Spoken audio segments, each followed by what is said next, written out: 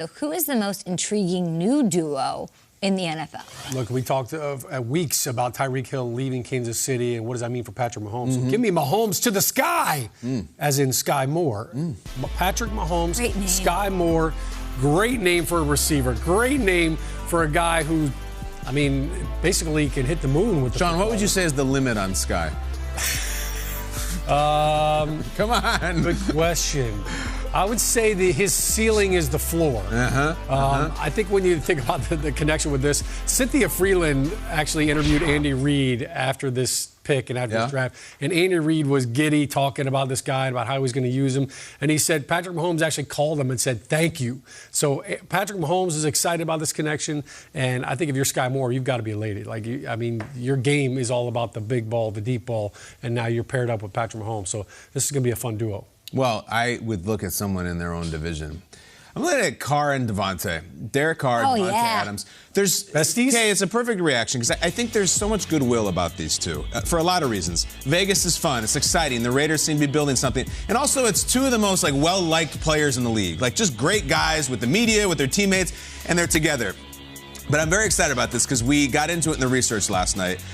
We found something about these two that we had to go and double-check with the league about just to make sure it was right. So I'm thrilled to tell you, Derek Carr and Devontae Adams, we can confirm, played in college together. And that is true. They played together they're not a new duo. No. They have played together before.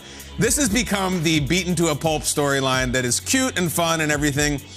I'm at this point where, okay, two well-liked guys. We know they played in college. We've seen the footage. We've seen the clips. It's everything. It's all very smart.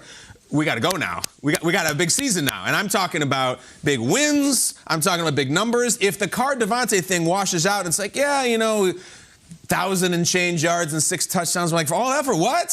We were promised this is going to be the greatest thing ever. I need you to beat the Chiefs. I need you to beat the Chargers. We want to accomplish some things this year. That is a great way to do Photoshop the Instagram and say how it started, how it's going, and they're in college. That's all fine for the offseason.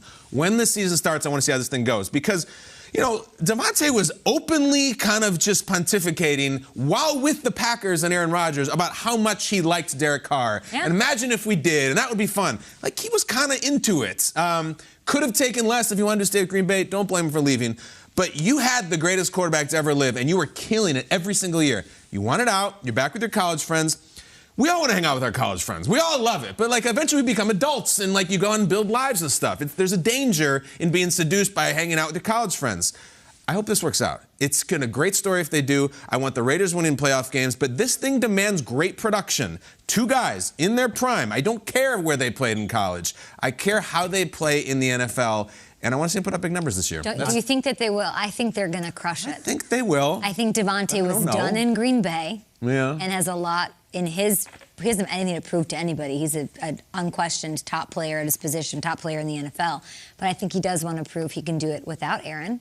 And I think he loves Derek, and because of the kind of guy that the both of them are, they're going to put in the work, bring out the best in each other, and they have a visor gentleman that's pretty good at drawing up plays. Chemistry is everything. It does. Well, listen, just look up at the football. When's Derek Carr had a wide receiver who just lit up the world?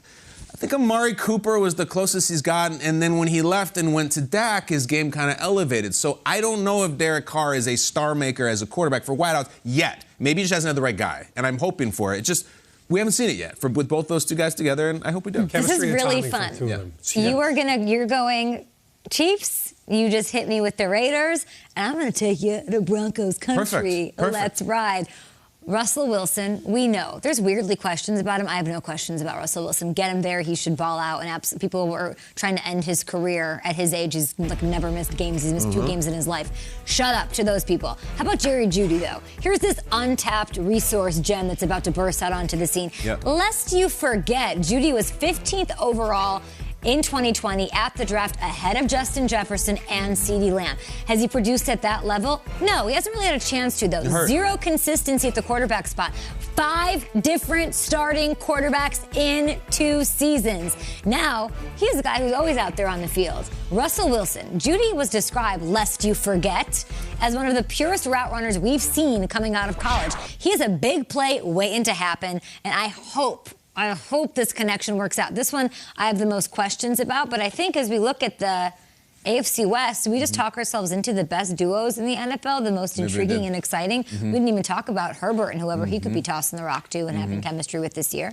But I think the one you mentioned is the best duo in the, let's be honest, if we're not going to mention Kelsey. New duos, pure wide receivers. Yeah, I think you have to. But I think Denver is the most interesting team in that division, just because the rest of them are kind of mostly known commodities. I mean, there's been a lot of change with the Raiders, but like the new quarterback obviously changes everything. I remember last year for Jerry Jeudy, everyone was hoping last year would be the breakout year. He missed a lot of time. He got hurt, and again, like, what quarterbacks is he playing with? And now he's got a guy. And, it's true. His potential coming out of the draft, I think, has been forgotten because he's just been kind of treading water for a couple of years, feels like. But he should do big things this year. Yeah, big play potential, deep ball thrower. It was bad. That was a brutal. I tell you what, Cortland Sutton could surprise people, too. I mean, I think for Russell, no doubt about it, the duo might just be the fact that he has two of them. Because Cortland Sutton, he's a deep threat, Who do you have the most faith in, quarterback to wide receiver chemistry in the AFC West?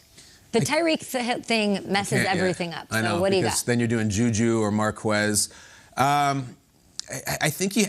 Is it yours? No, it might not be. I may go, give me Justin Herbert and Keenan Allen. You think? Like the most experience a few years in a row. Like, I think I would go with the Chargers, actually. I mean, they're being left out of this completely. I think Keenan probably is the most disrespected receiver in that division. Not spoken about. Yeah. Or Mike Williams, like whoever. I like the Chargers, too.